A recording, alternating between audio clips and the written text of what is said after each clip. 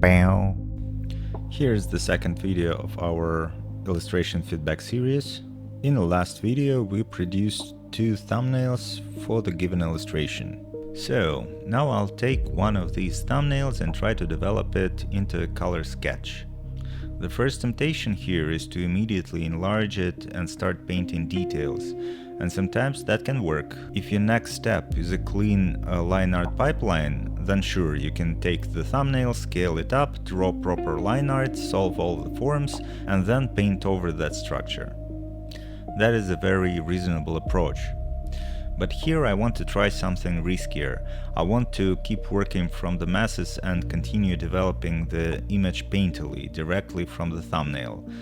This can save time because I don't have to redo everything from scratch, but it is also dangerous because if you start rendering before the larger problems are solved, you can very quickly end up with a pile of smoking crap. To avoid that, the rule is simple. I don't zoom in too early. The important thing here is to not rush into high level of detail before the image is ready for it. I'm not saying the color, value, lighting, form and character design are separate boxes that you can solve one after another. They're all connected. Color depends on light, form depends on design, design affects the silhouette, the value structure and the emotional read, so you can't really isolate them completely. What I mean is more about distance and resolution. At this stage I need to keep solving the image from far away first. Big relationships, readability, the general feeling, the main masses, the way the characters sit in the scene, and only when that becomes clearer can I safely move one step closer and start resolving more specific things. So I keep zooming in gradually, not immediately. I squint a lot. I try to see the image almost as an abstract arrangement of spots. The first big question at this stage is color. Right now the thumbnail is basically tonal. The characters are separated mostly by value. One is in a high-key light mass, the other is in much darker range. That contrast is useful and I don't want to destroy it. I want to preserve the essence of it, although it will change a lot. There are many ways to color a grayscale image, and honestly this could be a whole separate video. You can use color modes like overlay, hard light, multiply, you can use gradient maps, curves, normal layers, manual repainting. All of them have advantages and traps. The main thing to remember is this: there is no magical mode that gives you perfect color without consequences. Color mode, for instance, preserves value more directly, but it can feel very digital and dead if you rely on it too much. Overlay and hard light can give you richer interactions, but they also affect value and saturation in ways that can become hard to control. Normal mode gives you full control, but it forces you to solve value and color at the same time for each shape, which costs more brain power. So at this stage I'm not looking for the perfect method, I'm looking for a useful first push. I know I want the environment to live somewhere in blue-green tones. It is a swampy, forest-like, lagoon-like space. I want cool atmosphere, deep greens, blue reflections and maybe some warmer light around the focal point. So I use curves and color adjustments to push the overall image towards that family of colors without completely repainting everything. I'm still keeping it almost monochrome, but not that monochrome. I want small variations, cooler darks, greener midtones, slightly warmer lights. It is like setting a stage light before the actors come in. The stage does not need to be final yet, but it needs to suggest a world. After that I start throwing in local color masses manually. Not details, masses. And I'm thinking mostly in terms of temperature. A warm skin mass, a cooler blue body mass, a cold green background, some darker water, a little warmth around the light character, a little saturation in the creature's tail. I'm still trying to think like I did in thumbnail stage. What is the big relationship between these areas? At this point, I'm holding the stylus right at the very far end of it and trying not to press too hard.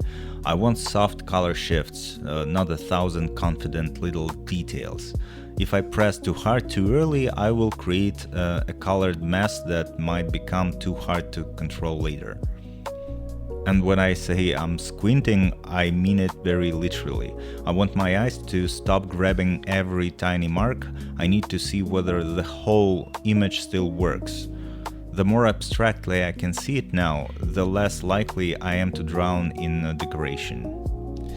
Right about now, I look at the background and realize I need references. This is a useful moment to talk about references in general. I don't always gather a huge reference board. Sometimes that is useful, especially for a finished commercial illustration, but sometimes a giant mood board becomes its own swamp. You start collecting 30 beautiful images, then 80, then 100, and eventually you're not solving your image anymore. You're drooling over all the potential directions your art piece might take, but actually never will. Most likely you will get stuck in some ugly in-between land. So here I try to use references in a targeted way. I don't need a full documentary archive of every tree in the history of wet forests. I need a few images that help my brain believe in the atmosphere. What does a moody tropical forest feel like? How dark is the water? How much green is in the shadow? How does mist sit between the trees? What does reflected sky do to water surface? I grab only a few references, just enough to feed the brain, not enough to paralyze it. The point of the reference is not to copy. The point is to remind your visual memory what reality can look like, so your imagination has something to push against. Once the color direction is roughly established, I begin thinking about lighting. The thumbnail already contains a basic lighting idea, but thumbnails are often too small to solve subtle lighting. If the lighting creates big, simple shapes, you can solve a lot of it in the thumbnail. But if light is more delicate, small broken spots, reflections, soft transitions, subtle form changes, it becomes harder to resolve at that size. So now I start to build a slightly clearer light map. Where is the main light? What does it hit first? How does it move across the white dress? How does it affect the water? Does it help the focal point? Does it separate the characters? Does it create more emotional focus, or is it just random pretty noise? I want the brightest area to support the main relationship between the characters. The white cloth is almost overexposed, it glows. That can be very useful because it creates a strong light mass around the focal point. But if I overdo it, it will flatten the form and destroy the fabric. So I have to balance two things: the dress as a glowing graphic shape and the dress as a physical object in space. Here you can notice that I overpainted the tree that was sticking out of the back of the character and messing with its silhouette. That is an example of poor decision making when you try to talk and paint at the same time, and I will regret it later and eventually bring the tree back.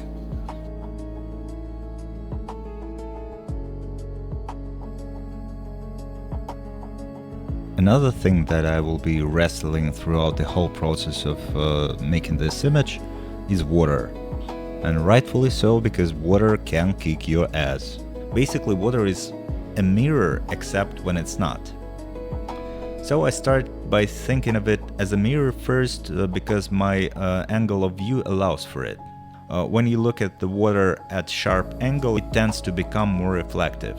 When you look more directly down into it, you can often see through it more. So the water closer to us and the water around the character may behave differently. Some areas should reflect, some areas should become transparent, some areas should darken, some areas should reveal what is underneath. This is one of the many puzzles of the image. Where is the water a mirror? and where is it a window. The creature's tail and body also need to interact with the water. If the body simply lies on top of the scene, it feels pasted. I need to show where it emerges, where it sinks, where the color shifts under the surface, and where the edge is softened by reflection or refraction. I don't need perfect physics, but I do need a believable visual logic. There is also a leg going into the water, and technically the water would refract it. The underwater part would shift a little and it would distort, but I'm not solving that fully right now. I mark the idea and keep moving because the larger image is still more important. This is something I do constantly in this stage. I notice a problem, decide whether it is a now problem or later problem, and move on. If I try to solve every problem immediately, I will never finish the image. But if I ignore too many important problems, the whole structure collapses. So the job is to keep asking, is this problem blocking the image right now? If yes, solve it. If not, mark it and continue. Now I turn to the darker character. Here I have a design problem. In the original image he reads more like a beautiful fantasy river person, but the backstory says he's cursed, mutating, becoming monstrous, losing his human form, so I don't want to make him too pretty. He should still be sympathetic, but not conventionally beautiful. That is a delicate balance. If I make him too handsome, the tragedy becomes softer. If I make him too grotesque, the tenderness can become harder to read. I want him to feel like someone who is still a person, but whose body is becoming something frightening and unfamiliar. So I start pushing the shapes a little, sharper planes, a heavier face, wet hair stuck to the skin, maybe stronger cheekbones, maybe something amphibian or predatory in the nose shape, not evil monster but wounded creature. Again, the emotional goal is more important than cool design detail. He needs dignity. That is the word I keep coming back to. He can be cursed, weakened, physically strange, maybe even ugly, but he should not become pathetic in a cheap way. We should feel that there is still someone in there. When I work on his head and shoulders, anatomy becomes important again. Even in a stylized painting, the body still needs to feel connected. The pose is unusual, so the muscles are compressed, stretched, and hidden in ways that are easy to mess up. I try to scan through the form almost like an X-ray. Where would the sternocleidomastoid go from the ear to the clavicle? Where does the trapezius create a triangular mass? Where is the shoulder under her leg? Where does the arm come from? Are the proportions still believable? This is where a few brushstrokes can cost a lot of brain energy. From the outside, it may look like I just made 3 little marks around the neck, but behind those marks is a whole stack of decisions: anatomy, pose, silhouette, character design, emotion, composition, readability. That is why painting can feel exhausting even when you're not moving your hand that much. I also keep checking whether the head feels comfortable on her lap. The light character also needs attention, but I'm careful with her. Her dress is wet, or at least very close to water, so it should behave differently from dry cloth. It can cling to the body, it can create sharper tension folds, it can lose volume in some places and become almost translucent in others. I don't use any reference for wet fabric right here, so I'm primarily relying on memory and experience. That is not ideal, but it is enough for this sketch. I use narrow, sharp, triangular shapes to suggest tension in the fabric. I separate the legs under the dress where needed. I let some parts of the cloth dissolve into the water, and again I try not to over-render it too early.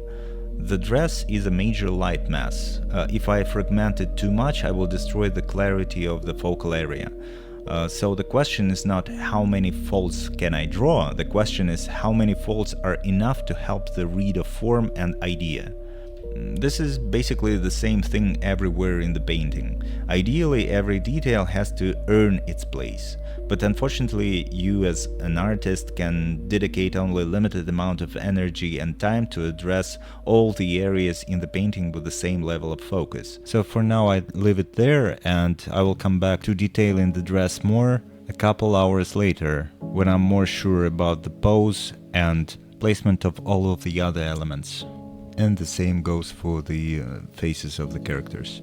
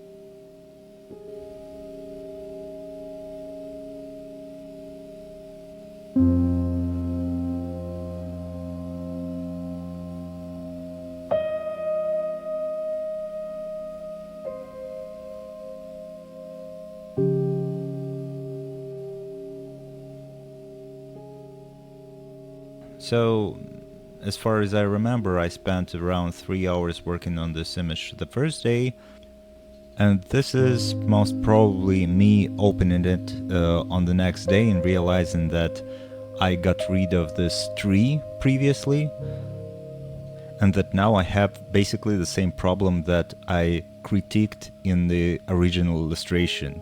A huge empty space with no function to the left.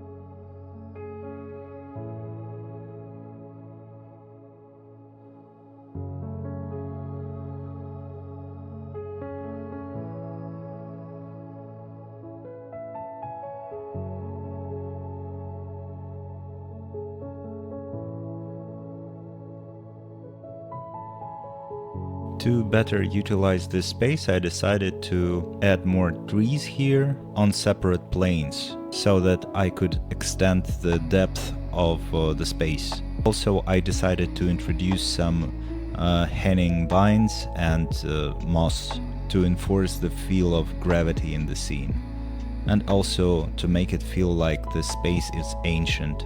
Here I'm analyzing one of my references and trying to understand what's missing in the scene and how to create similar feeling.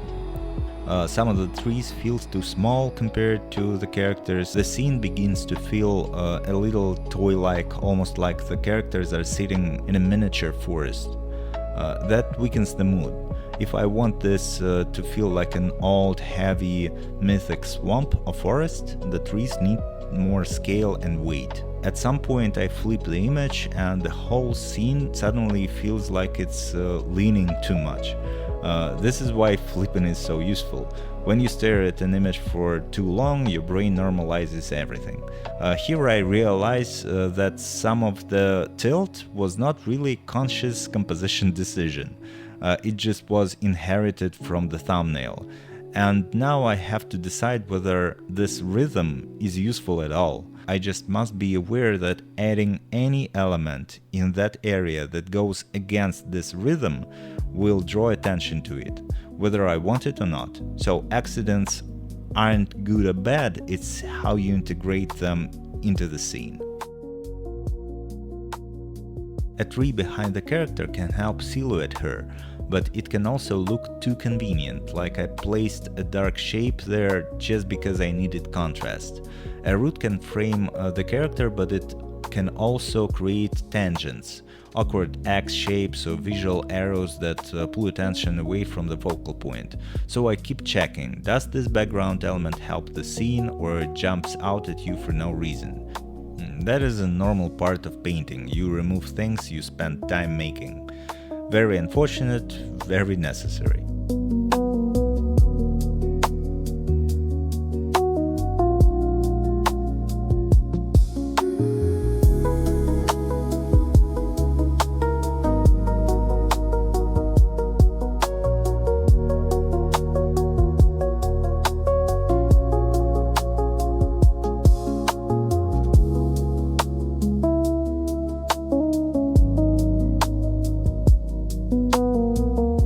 The water keeps annoying me, so I go back to references. I look for images where bodies are partially above and partially below the water. It is surprisingly hard to find exactly the right reference. This happens all the time. You know the thing exists, you've seen it somewhere, but now that you need it, it's nowhere to be found. Still, even imperfect references help.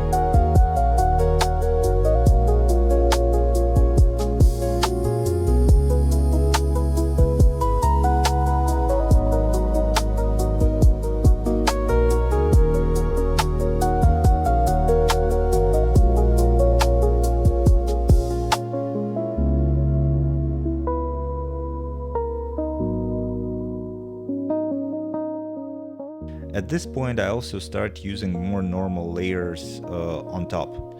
Now when I need more control, I create new layers, paint shapes, erase them, adjust them, merge when needed. That is especially useful when I'm shaping reflections, water edges, roots and character detail. I can place a mark, judge it, erase part of it and keep moving.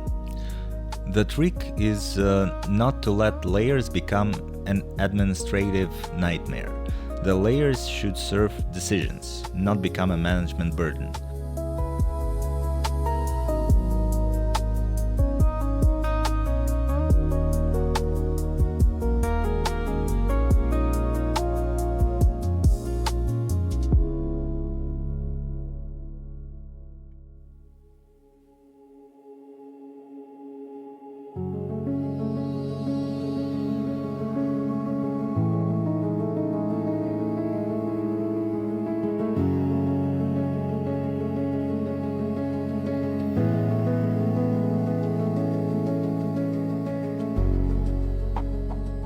As I get closer to the characters, I start refining smaller forms, but again, I try to work with economical marks, especially on the face. Faces, and especially feminine faces, in this kind of stylized illustration are extremely sensitive. Less is more. I can spend half an hour looking for 3 strokes. Maybe I'm exaggerating, maybe not. 1 millimeter can change the emotion. One darker accent can make her look sadder, older, angrier, sweeter, completely different. So, I zoom in only when I have to, and even then I try to keep looking at her face as if I were zoomed out. That sounds strange, but it is important. When you zoom in, you suddenly see too many planes. You know too much. The face becomes a continent. You start painting little cheek transitions, little eyelid planes, little mouth shifts, and before you notice it, the expression no longer works from a distance. The viewer will not see the face from the way you see it at 300% zoom. The viewer will see the whole image first, so the face has to read from far away. If the emotion does not read from far away, adding more tiny planes will not save it. It will just create a more detailed, wrong expression. Her expression should be very subtle. She's quietly present with him. The emotion is restrained. That makes it harder because restrained expressions live in very small changes. I also add small color temperature shifts in the skin. For example, in an area with thin fabric, or in a shadowed area, I may warm the color slightly to suggest skin underneath. These changes are tiny, but they help the figure feel a bit more alive.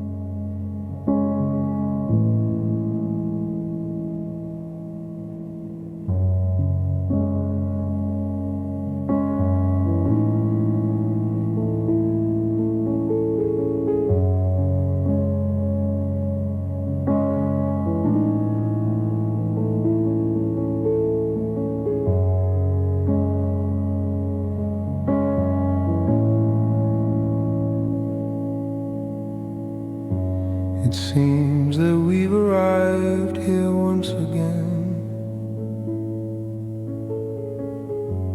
a bridge to cross for only you and them.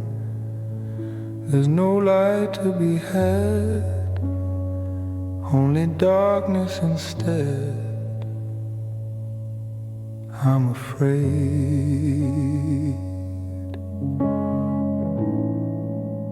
I know you won't stay, so I just wait to be had. I'm afraid it's too late to be sad, too late to be sad, too late to be sad, too late to be sad.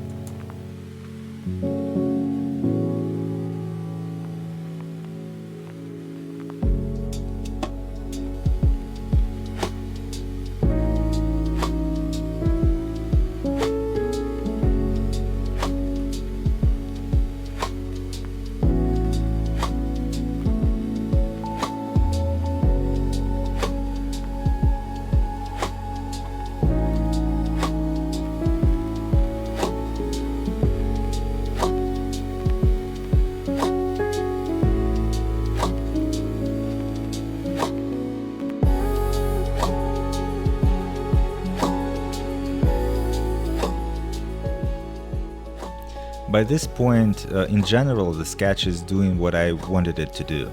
It is not a finished illustration in the way I would finish a commercial piece. There is still a lot to refine. Better water logic, cleaner faces, more deliberate creature and character design, more controlled edges, stronger material separation, more atmospheric depth, more careful rendering, better foreground integration. But as a color sketch, it already answers the main questions. The story is clear, the emotional relationship is stronger, the contrast between the characters is more powerful, the scene feels more private and more tragic. The environment supports the moment instead of just sitting around it.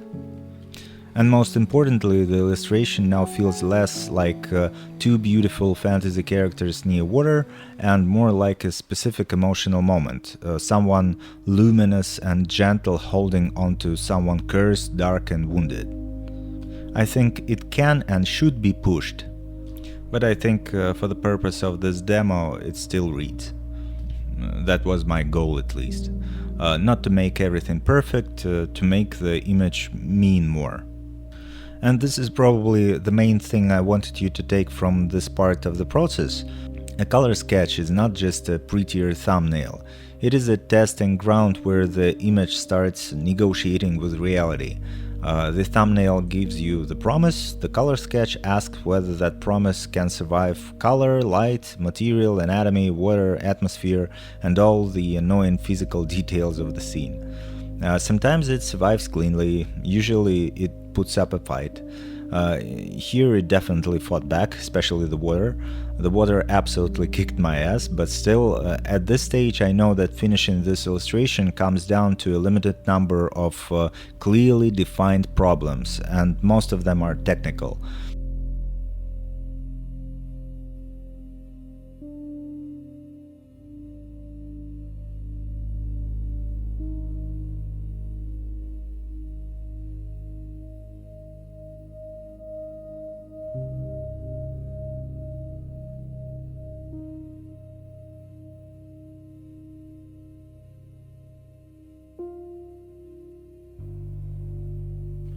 So I guess this is about it for this illustration. I hope you liked the process. I hope it was informative for you and maybe you found out something new.